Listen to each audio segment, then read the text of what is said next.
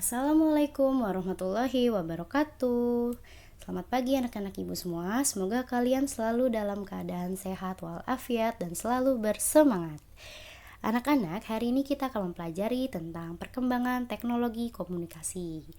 Nah, tujuan pembelajaran kita yang pertama, anak-anak dapat menjelaskan kembali apa itu teknologi komunikasi, dan yang kedua, macam-macam komunikasi, dan yang ketiga adalah perkembangan teknologi komunikasi dari zaman dulu hingga sekarang.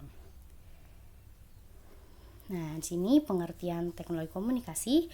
Teknologi adalah alat yang dapat menghasilkan sesuatu yang bertujuan untuk memudahkan kehidupan manusia. Jadi, teknologi itu diciptakan oleh manusia dan gunanya untuk memudahkan kehidupan manusia juga. Nah, teknologi itu banyak. Kayak kemarin kita mempelajari tentang teknologi pangan, yaitu tentang membuat makanan. Nah, terus ada juga teknologi sandang, yaitu membuat pakaian. Nah, cara membuatnya itu yaitu menggunakan alat. Nah, alatnya itu adalah teknologinya. Terus ada teknologi komunikasi nih, seperti kita pelajari sekarang. Lalu komunikasi apa ya? Nih, komunikasi adalah suatu cara penyampaian informasi dari informan. Nah, informan itu adalah orang yang memberikan informasi. Nah, lalu memberikan informasi kepada siapa? Yaitu kepada receiver atau penerima informasi. Nah, komunikasi ini ada syaratnya yang mutlak. Yang pertama itu adanya 2 orang atau lebih. Nah, coba anak-anak bayangin kalau anak-anak komunikasi sendiri. Kira-kira ada yang mendengarkan? Apakah ada yang bisa menerima penjelasan anak-anak kalau anak-anak ngomong sendiri? Tentunya tidak ada. Maka kalau sendiri itu dinamakan bukan terjadinya suatu komunikasi ya. Nah, terus di sini adanya feedback. Feedback itu kayak umpan balik, kayak timbal balik. Misalnya kalau anak-anak ngomong sama adik, nah nanti adiknya anak-anak akan menjawabi omongan dari anak-anak. Nah, lebih jauh tentang komunikasi. Di sini ada komunikasi satu arah dan 2 arah. Komunikasi satu arah ini contohnya membaca buku atau membaca koran. Nah, jadi informasi yang didapat itu tidak langsung dari orang yang berbicara, tapi dengan kita membaca. Lalu apakah ada feedbacknya? Ada timbal baliknya? Tentu tidak ada, karena kalaupun pas kita baca nih, terus kita ngomong sama buku, apakah buku bisa menanggapi lagi perkataan kita? Tentunya tidak ya. Nah, yang kedua di sampingnya ini ada komunikasi 2 arah, karena ada informan dan ada receiver. Nah, terus di sini ada komunikasi langsung dan tidak langsung. Komunikasi langsung, orangnya bertemu langsung dan langsung mengkomunikasikan, menyampaikan apa yang ingin disampaikan.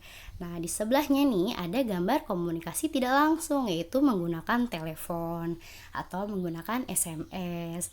Nah, selanjutnya di sini ada sejarah komunikasi.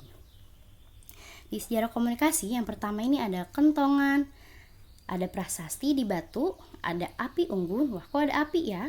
Ada burung merpati, ada lonceng, dan daun lontar.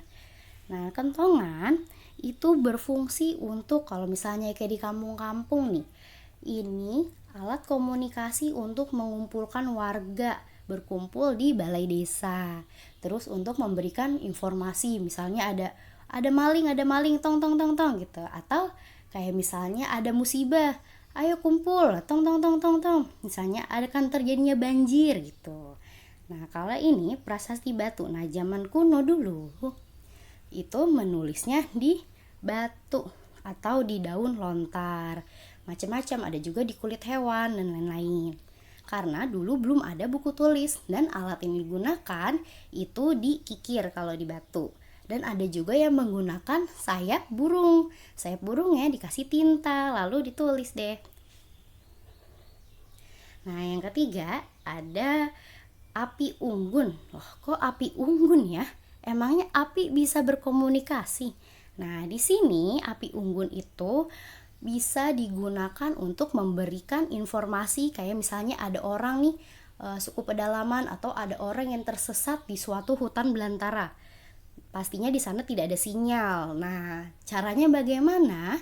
Dia membuat api unggun dengan menggeserkan antara batu dengan batu, atau membuat dari kayu, lalu nanti kan membumbung asapnya menjadi banyak sekali. Lalu nanti kalau misalnya ada yang mencari nih, tim SAR misalnya orang tersesat, wah ada asap di situ, berarti ada kehidupan, nanti bisa langsung dapat ditemukan. Lalu ada burung merpati. Wah, burung merpati itu kan hewan, emangnya bisa mengantarkan pesan? Tentu bisa. Burung merpati adalah hewan yang pintar. Dia bisa disuruh untuk mengirimkan surat nih, dengan cara suratnya itu diikat di sayapnya atau di leher, atau bisa juga di kaki burung. Terus ada lonceng, ada juga daun lontar. Nah, di sini ada perkembangan teknologi komunikasi, ini sudah masuk tahap canggih tapi belum secanggih sekarang ya. Di sini ada telegraf. Telegraf adalah alat yang digunakan untuk mengirim pesan jarak jauh dengan menggunakan kode Morse yang membentuk titik dan garis sebagai simbol yang mewakili angka maupun huruf. Nah, penemunya itu bernama Samuel Morse, makanya dinamakannya ini ada Morse-Morsenya nih, kode Morse, maksudnya kode dari si Samuel Morse yang nyiptain. Nah, dia bersama asistennya bernama Leonard Gale dan Alfred Vail. Nah, itu ada 2 orang ya, Leonard Gale dan Alfred Vail, itu asistennya. Nah, ini adanya tahun berapa? Tahunnya ini tahun 1838. Nah, resminya tahun 1844. Dan di sini ada telepon umum. Pertama, telepon umumnya seperti ini nih. Kira-kira penemu telepon siapa ya? Ada yang tahu? Ya, penemu telepon adalah Alexander Graham Bell. Nah, pertama kali dia menemukan telepon, tapi teleponnya bukan berbentuk seperti ini dulu.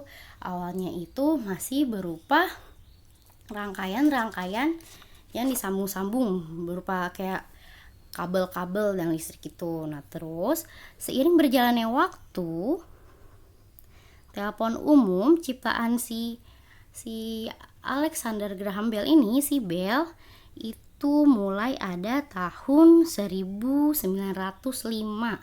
Nah, dikembangkan lagi tahun 1950 dengan ada boxnya. Jadi ada kotak kayak gitu. Kalau anak-anak pernah nonton film barat nih, ada telepon umum yang kotaknya merah itu atau yang bening. Nah, itu termasuk buatan yang sudah diperbaiki terus dan diinovasi terus. Nah, terus di sini telepon tahun 1990-an. Ini udah mulai tren juga nih. Nah, lanjut mulai ke televisi. Di sini televisinya masih cembung ya, tidak seperti televisi yang di rumah-rumah kalian. Nah, seiring berjalan waktu, perkembangan teknologi makin berkembang pesat. Nah, di sini ada TV LCD, ada laptop, ada HP, dan ada jaringan internet dan sosial media untuk memudahkan anak-anak dalam berkomunikasi. Sekian dari Ibu. Wassalamualaikum warahmatullahi wabarakatuh.